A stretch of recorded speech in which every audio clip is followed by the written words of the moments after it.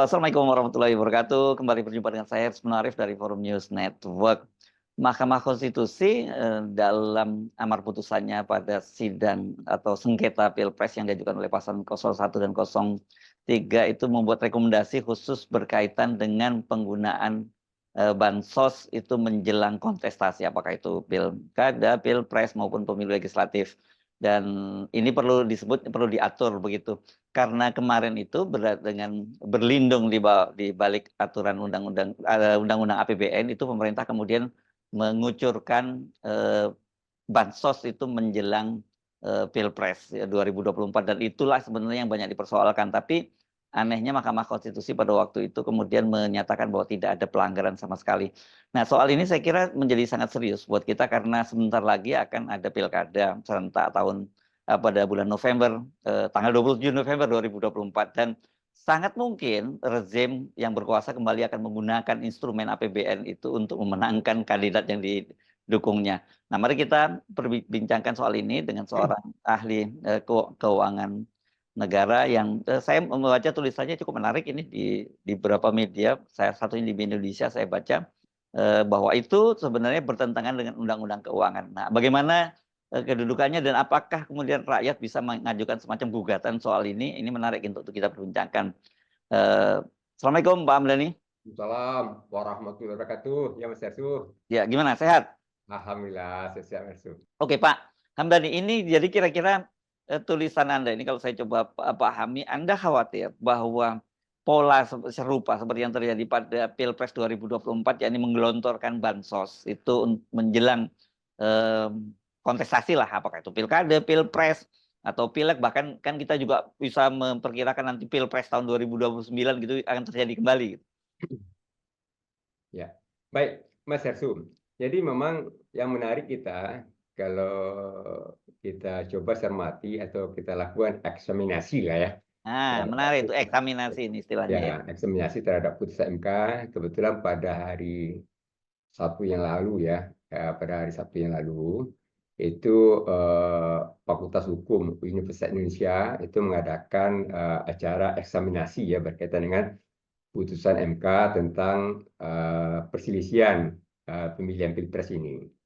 Nah, di situ mengemuka bahwa ada 6 klaster ya yang menjadi isu pemohon ya, yang tentunya dalil pemohon itu semuanya oleh di luar tiga hakim tadi, Prof. Eni Nurbaningsih, Prof. Ardi Pradaya dan juga Prof. Salih Isra, itu kan keputusannya menjadi keputusan majelis ya, itu menyebutkan tidak beralasan menurut hukum. Itu menarik, tidak beralasan menurut hukum.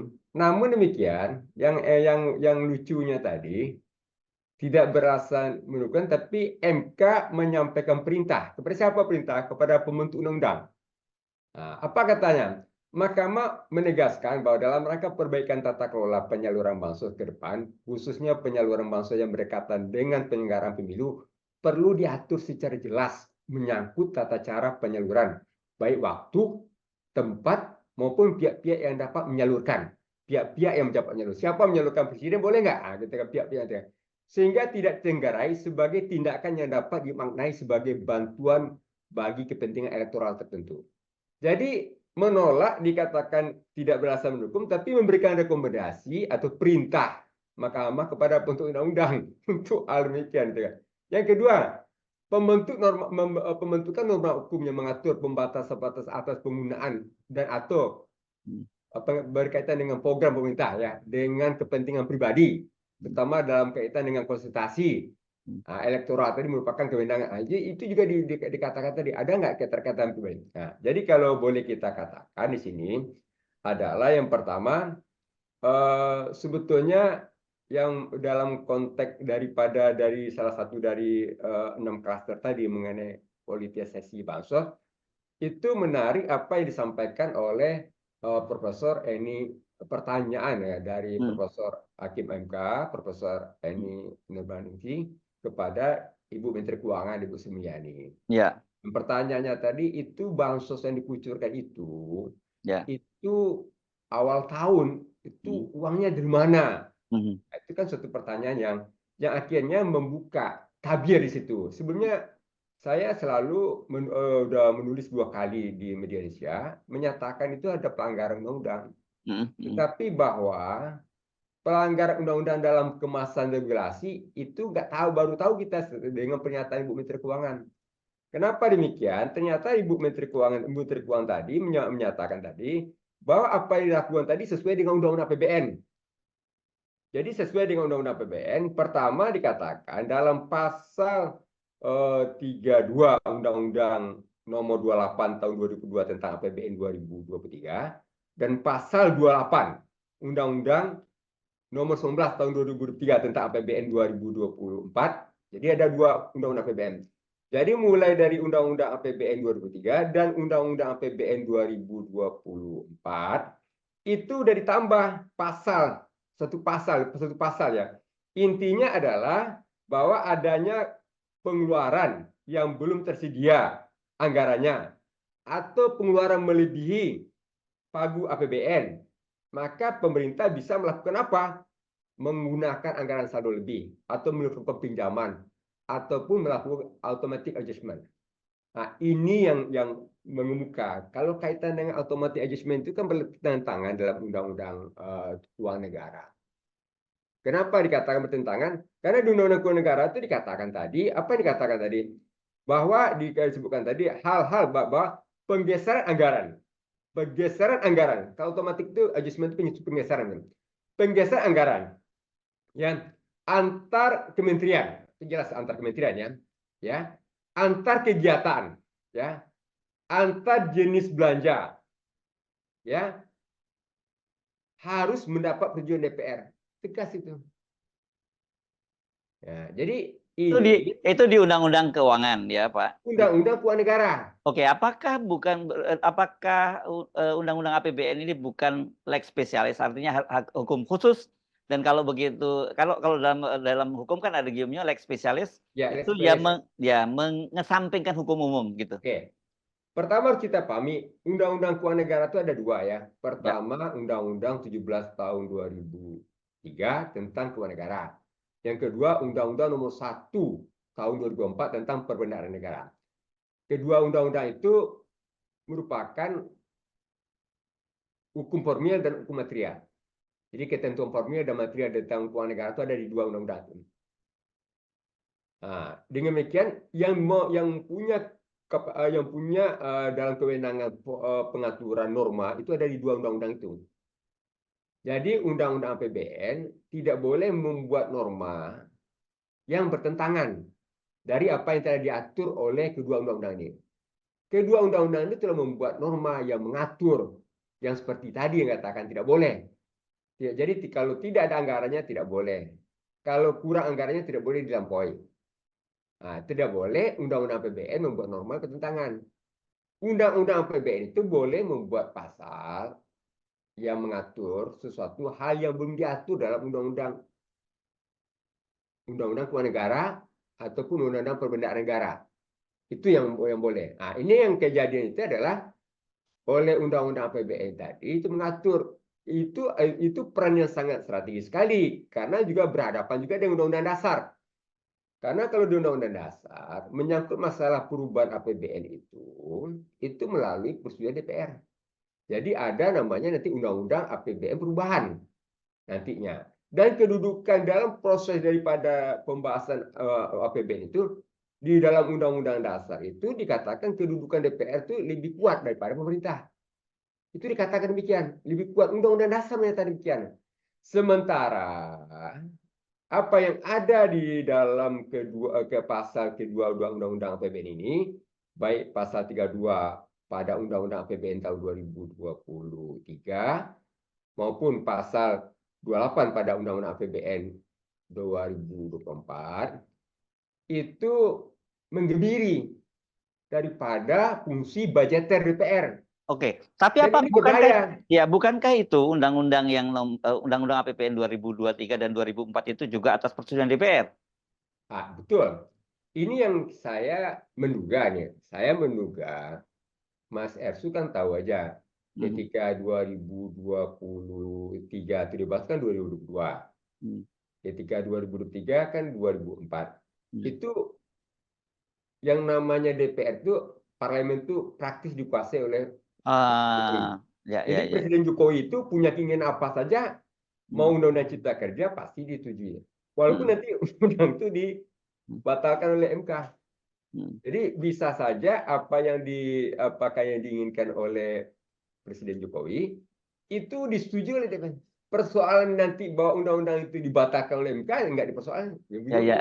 Oke, oke. Nah, Itu menjelaskan mengapa sekarang juga kelihatan sekali Pak Prabowo itu meskipun sudah menang Pilpres tapi masih ingin terus menarik partai-partai politik dari kubu oposisi masuk ke dalam pemerintahan. Itu tadi ya untuk Ya, itu justifikasi. yang kita sangat sayangkan ketika tidak ada oposisi, maka lumpuhlah fungsi budgeter.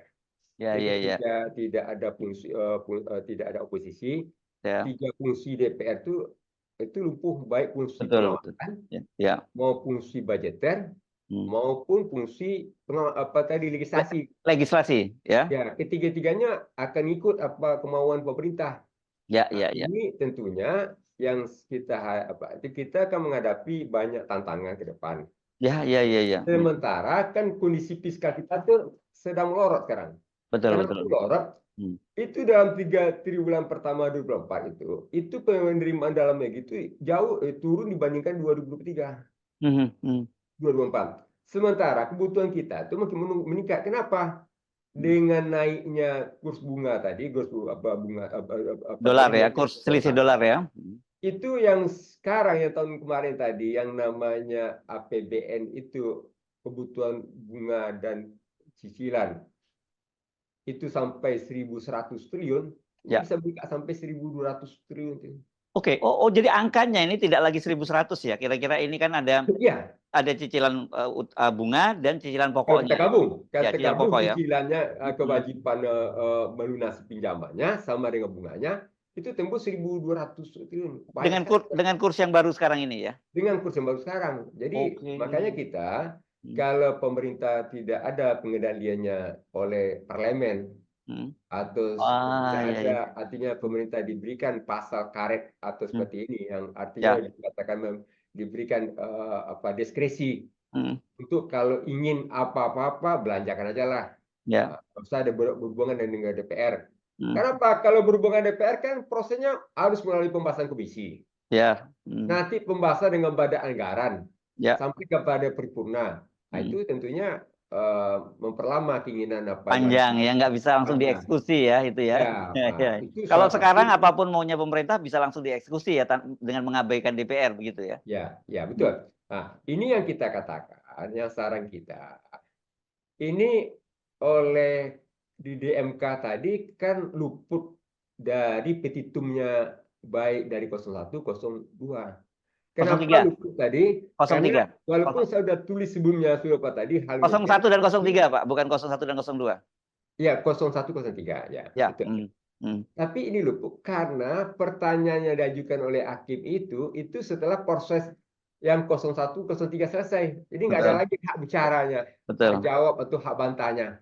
Sehingga Menteri Keuangan menjelaskan begitu saja. Nah, tinggal daripada hakim MK menyimpulkan bagaimana memang walaupun pertanyaan Bu Eni seperti itu, tapi kan tidak ada pendalaman lebih lanjut lagi. Gimana latar belakang kok bisa terjadi seperti itu?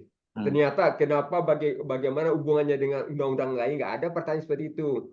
Bahwa Ibu Menteri Keuangan tadi menyatakan tadi dengan adanya pasal itu, pasal 232 Undang-Undang 28 2002 tentang APBN 2023, maka dan juga pasal 28 Undang-Undang 19 tahun 2003 tentang APBN 2024 terproteksilah kebijakan pemerintah tadi. Kenapa? Kalau tidak ada anggaran, contohnya Mas Hersu yang boleh kita lihat tadi, itu kan waktu di dalam Undang-Undang APBN itu kan tidak boleh menggunakan yang namanya belanja lain untuk bansos.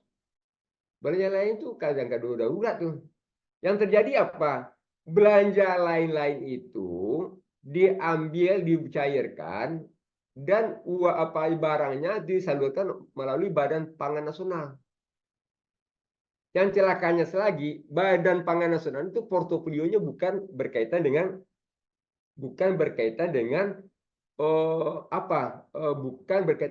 bansos. Dia tuh hanya dalam kaitan dengan operasi pasar dia. Nah, itu dia Pak tadi kan. Jadi yang ada, yang boleh yang diapakan tadi, yang boleh yang diberikan dalam bentuk cuma-cuma, manakala adanya bencana alam, bencana sosial, dan keadaan darurat. Itu boleh diberikan dalam bentuk cuma-cuma. Ya, bencana Begitu, elektoral nggak boleh ya, ancaman bencana nggak boleh, elektoral. boleh. Jadi kalaupun terjadi kekurangan pangan, gejolak harga pangan, kemarin kan di alasan ini kata Bu Menteri Keuangan itu adalah bantuan pangan, Mm, bukan bansos. Bantuan pangan itu bolehnya itu adalah dalam kaitan dengan penanggulangan pangan, gejolak pangan. mm, Itu pun tidak boleh diberikan cuma-cuma, mm, tetapi melalui operasi pasar.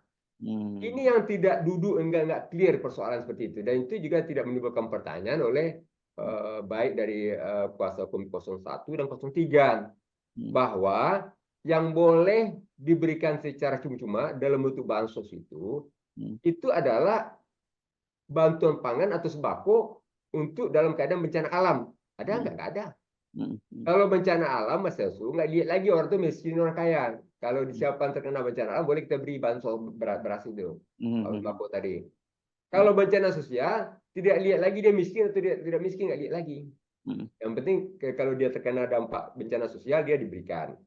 Atau keadaan darurat juga gitu. Tetapi pemberian itu yang dilakukan oleh pemerintah baik 2024 maupun 2023 dan 2024 itu tidak ada kriteria seperti itu.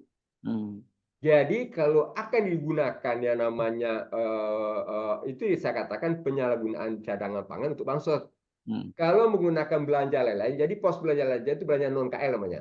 Jadi mm, ada belanja KL, Kementerian Lembaga, ada belanja non KL. mm, Belanja non KL itu ada di Kementerian Keuangan. mm, Kalau belanja lain-lain itu kondisinya itu adalah keadaan darurat, keadaan mm, mendesak. mm, mm, Baru ya Pak, ada kriterianya. Tidak boleh, oh nanti dibelikan aja lah pangan. mm. Nanti pangan itu bagi-bagi untuk seperti kayak bantuan pangan. Nggak Ya, ada ya. istilah bantuan pangan. Jadi kita udah menyalahi dari aturan pembentukan apa tadi berkaitan dengan cadangan pangan tadi. Itu satu hal yang tentunya menjadi apa tadi menjadi perhatian bagi apa tadi, sehingga kalau kita cermati Mas Yasun, di tahun 2023 kan ada laporan realisasi anggaran ya. Kelihatan sekali tuh lonjakan itu yang melewati anggaran itu ya. Saya bikin matriknya itu bukan besar bikin matrik, itu adalah dari apa? Dari data Kementerian Keuangan. Ya. Itu yang melonjak tadi, belanja barang pun melonjak dia tuh. Mhm. Melonjak tuh sampai 114% Ya. melonjaknya. Belanja. Kemudian belanja modal juga melonjak, belanja bansos juga melonjak. Nah, ini Mhm. apa tadi kan? Itu apa tadi kan? Mhm. Nah, itu yang kita katakan, kenapa itu bisa terjadi? Sekali lagi, karena ada apa tadi pasal sisipan. Mhm. Pasal sisipan itu legal dia, karena itu kan dia kan dalam kemasan regulasi, Mhm. yaitu Ya, ya. regulasi APBN. Mhm. Jadi Menteri Keuangan juga tidak boleh, nggak akan bisa menyatakan melanggar hukum. Mhm. Kenapa demikian? Karena apa yang beliau kerjakan itu ada aturannya di dalam Undang-Undang APBN. Ya. Tapi persoalannya tadi adalah Undang-Undang APBN itu tentunya bertentangan Ya. dengan Oke. apa? Ya, dengan Bertentangan undang-undang dengan keuangan tadi ya. dengan keuangan tadi. Itulah yang tentunya perlu menjadi apa bagi para pihak. Kalau praktik seperti ini kan saat sekarang kan lagi proses untuk APBN 2025. Mhm. Ya. Nah, jadi ini udah mulai bagus indikatif. Ya. Baru indikatif itu belum terinci lagi tuh. Mhm. Jadi baru besarannya. Mhm. Jadi nanti dalam prosesnya tadi sampai kepada pembahasan di tingkat RKA KL-nya sampai pembahasan komisinya tadi sampai penyampaian rancangan nanti 16 Mhm. pidato kenegaraan presiden, Mhm. itu tentu sudah perlu penyikapan jangan sampai nanti di dalam Undang-Undang APBN 2025 nanti itu muncul lagi pasal ini. Oke, tapi kan Cara tidak ya. munculnya bagaimana? Itu Mhm. kan sudah ada Mhm. peraturan Mahkamah Konstitusi, sudah ada Mhm. bahwa manakala ada namanya bagian atau ada namanya pasal atau namanya ayat yang bertentangan dengan Undang-Undang Dasar 45 tadi, Hmm. itu dapat dilakukan pengujian undang-undang. Ya, ya, ya. Siapa ya pihak yang merasa dirugikan? Nah, itu Hmm. kan bisa saja yang namanya apa tadi yang paslon 01 yang merasa dirugikan dan 03 merasa dirugikan. Ya, Akibatnya sekarang ini kan ngapain dilakukan pengujian berkaitan mau kata saya katakan PT UN yang berkaitan dengan masalah keputusan KPU. Coba ya. ini dilakukan. Kalau ini dilakukan, maka argumentasi Menteri Keuangan itu batal demi hukum. Ya, tapi sekarang kan udah nggak ada legal standing lagi untuk mengajukan uji materi itu, Pak. Pak Hamdani, kalau sekarang dilakukan. Bisa. Sebagai Kan apa? Undang-Undang APBN 2024 masih jalan. Ya. Masih jalan. Mhm. Undang-Undang APBN 2024 masih jalan. Mhm. Jadi pertama, walaupun apa kita 2003 mungkin sudah Pak, Undang-Undang APBN masih jalan ya, masih sampai berlangsung sampai APBN habis ini. Ya, terus? Jalan. Hmm. Jadi bisa dilakukan apa tadi pengujian undang-undang tadi pasal itu tadi bahwa itu bertentangan dengan pasal 23. Siapa yang bisa mengajukan pengujian ini? Yang bisa mengujikan tadi saya kata tadi bisa yang dari paslon 01 ada paslon 02 tadi ya bisa penguji warga negara bisa yang merasa dirugikan. Sebagai warga negara yang dirugikan, bukan Ya, lagi dirugikan. sebagai Kan bukan. dirugikan kalau umpamanya nanti kan tidak inklusif dia jadinya. Ya, ya, ya, ya. Jadi ketika kebijakan anggaran itu tidak inklusif, tidak transparan, atau tidak apa tadi, tidak akuntabel, Hmm. itu siapapun yang merasa apa bisa mengujikan. Kita Oke. juga bisa menguji. Tapi mungkin yang lebih tepat juga tadi karena itu yang namanya tim hukum 01 dan 03 Hmm. sudah beracara di MK, Ya. itu kan bagian daripada sebetulnya saya katakan tadi apa yang menjadi argumentasi Ibu Menteri Keuangan dengan menyatakan bahwa tindakannya Hmm. itu didasari oleh pasal yang ada dalam Undang-Undang APBN 2024 dan APBN 2023. Jadi dia tidak menyalahi itu diuji. Betul nggak? Hmm. Bertentangan nggak itu dengan Undang-Undang Dasar? Kalau bertentangan, batal lah. Kalau dia batal, artinya kesempatan itu nggak boleh lagi dilakukan pada APBN 2024. Itu sejak keputusan itu ada.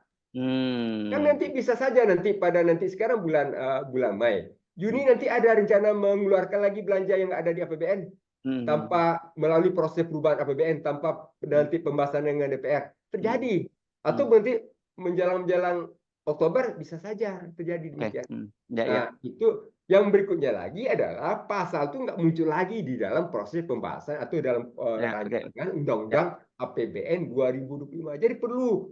Oke, jadi ini penting untuk antisipasi pilkada ini ya, untuk pilkada serentak tahun 2024 bulan November nanti gitu ya, Pak Hamdani. Jadi bisa diajukan uji materi ke Mahkamah Konstitusi gitu. Ya, jadi itu yang pertama saya katakan tadi, supaya praktek ini tidak berlangsung, tidak berlanjut lagi nantinya setelah Hmm. dilakukan pengujian materi. Jadi Hmm. kan pada saat uji materi itu kan terjadi jeda. Nah, Hmm. pasti jeda dulu tuh, nggak terjadi praktek ini tadi.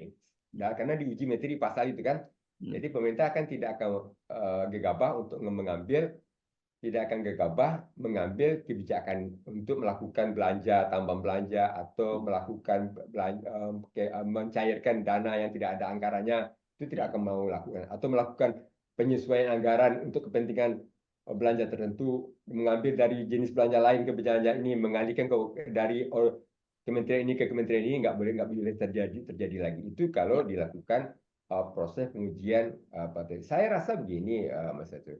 Ini tentu telak sekali. Telak sekali, kenapa? Karena pertama itu dia bertentangan dengan Undang-Undang Dasar pasal 23 Undang-Undang Dasar 45 dan juga bertentangan dengan Undang-Undang Keuangan Negara. Udah cukup itu apa tadi? Oke.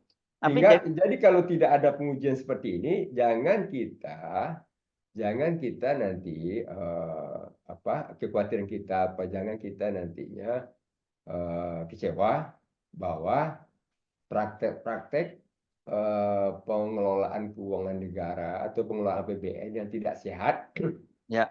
yang tidak transparan, yang tidak inklusif, itu akan terjadi. Bisa saja nanti presiden malam hari dia bermimpi apa, itu besoknya udah langsung dibeli.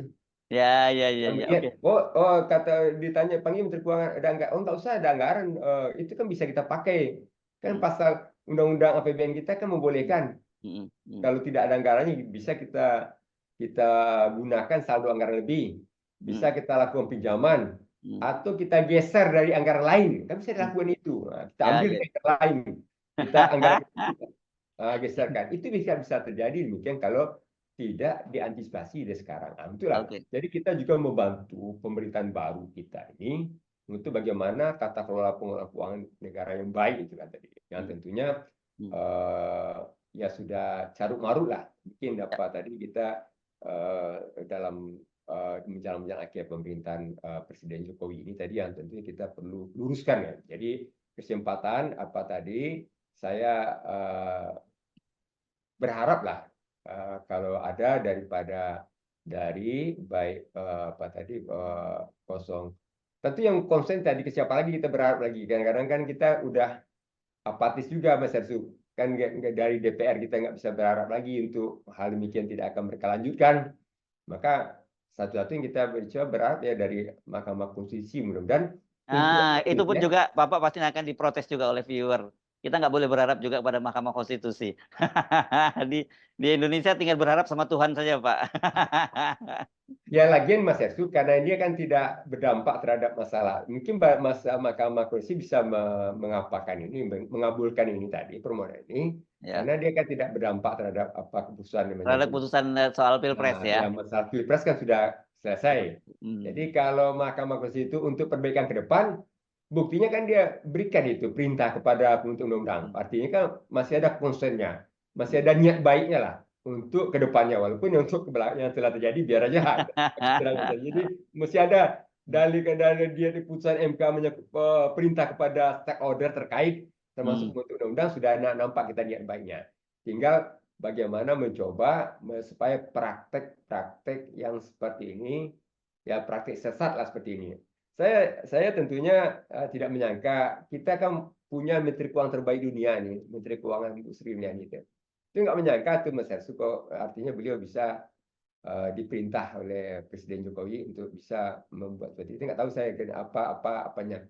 Eh, Padahal beliau kan tidak punya keinginan lagi untuk sampai ke periode berikutnya lagi, gitu kan. Tapi Ya. kok bisanya beliau ke memfilter itu, tidak mau untuk apa tadi ada pasal ini tadi Hmm. yang tentunya menjadi persoalan bukan sekarang tapi juga masa mendatang. Barangkali itu mungkin forum News Network ini lah nanti barangkali yang bisa mencorongkan Hmm. gagasan-gagasan bagaimana tata kelola keuangan negara yang baik ya yang kita harus jaga dan kita pelihara Ya. bersama. Jadi kan kalau kita simpulkan sebenarnya Undang-Undang APBN itu yang Anda sebutkan tadi diselundupkan tadi itu sebenarnya legal, secara formal itu legal gitu ya Pak Ya. Amdali, tapi secara apa? Secara moral atau apa itu kemudian dia itu haram sebenarnya? Ya. Jadi memang secara formilnya kan legal ya. Ya. Hmm. Secara formilnya legal. Hmm. Jadi kalau dikatakan kita secara material, ya secara material kan secara materialnya kenapa jadi kalau boleh kita katakan nggak ada lagi filternya. Jadi kalau suatu pemerintah mau bikin apa, Hmm. itu nggak ada lagi filternya karena suka-suka Apapun dia. ya, apapun yang dia mau Ya, pemerintah, jadi nanti DPR. mau beli apa, nanti Hmm. katakan dia membeli ada misalnya pesawat tempur yang paling canggih, Hmm. harga berapa? Harga 500 triliun, ada beli aja lah. Atau harga 200 triliun, beli aja lah. Nggak ada lagi filter. Kalau yang dia melalui proses pembahasan tadi, itu dikritisi di Dewan Sesuatu, Hmm. di DPR Sesuatu, apa-apanya tadi, Ya, bagaimana ya. kelayakannya, feasibility study-nya gimana, Hmm. gimana dampaknya gimana, ada apanya, panjang Ya, ya. pembahasan jadi itu apa tadi. Oke, jadi sebenarnya dengan menumpuknya ditumpuk semua kekuatan partai politik di parlemen itu di dalam yang jadi pendukung pemerintah itu bahayanya bukan hanya dari sisi demokrasi, kemudian tidak ada kontrol lagi dari DPR, tetapi dari sisi anggaran itu bisa juga pemerintah semau-maunya saja ya, seperti Bapak tadi bilang, presidennya malalnya mimpi beli apa, besoknya bisa langsung dibeli karena dimungkinkan oleh undang-undang APBN gitu. Ya, saya melihat seperti itu, Mas Hestu. Dan itu fakta itu muncul. Kenapa fakta muncul? Itu pada APBN sebelumnya kita nggak ketemukan tuh di luar yang yang 2019 bawah ya. Itu nggak ketemukan itu yang namanya realisasinya belanja itu melebihi anggaran. Itulah itu apanya.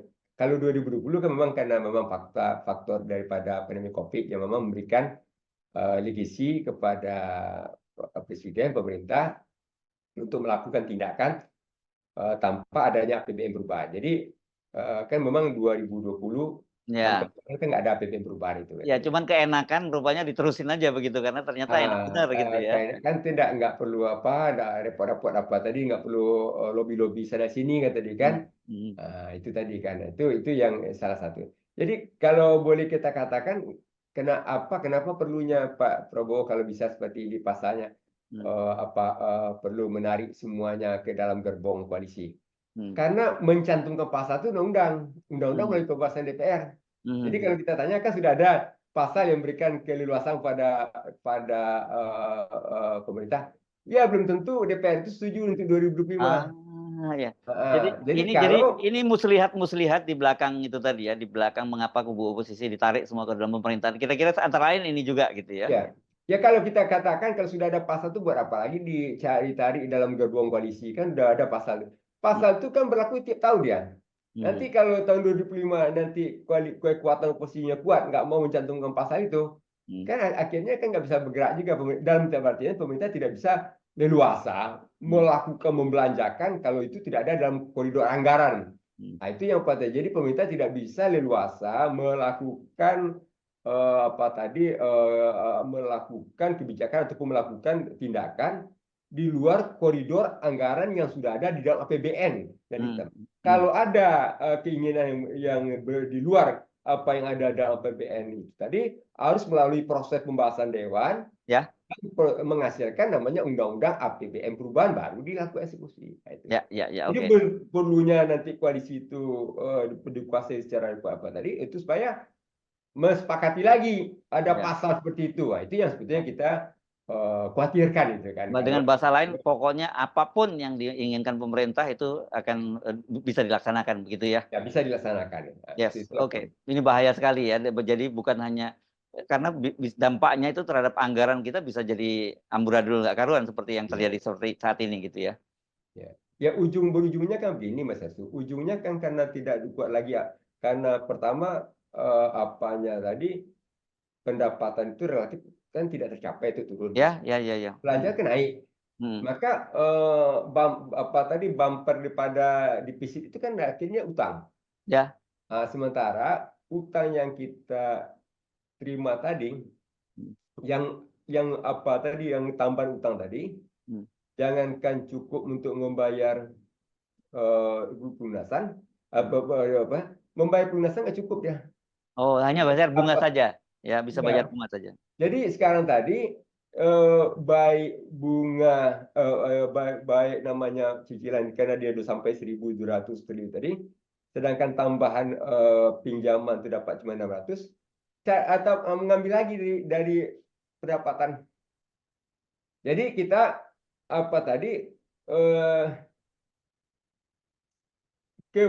biaya untuk keperluan untuk pinjaman tadi baik namanya pelunasan cicilan maupun yang bunga nggak cukup lagi ditutup dengan mengambil pinjaman baru. Itu separuhnya. Tepatnya kan mengambil lagi pendapatan kan. Sementara kan kebutuhan belanja meningkat terus gitu kan. Nah, itu Dan dampaknya itu akhirnya pajak yang dinaikkan gitu ya, subsidi dihapus. Mas Hersu melihat ini Menteri Keuangan yang jadi nanti kan luar biasa nih. Udah bisa sembarangan itu bisa mengendalikan turbulensi APBN seperti ini tadi bisa kita bayangkan itu pokoknya tadi. Yes, oke, baik. Terima kasih Pak Hamdani. Terima kasih banyak Mas. Assalamualaikum warahmatullahi wabarakatuh. Waalaikumsalam warahmatullahi wabarakatuh.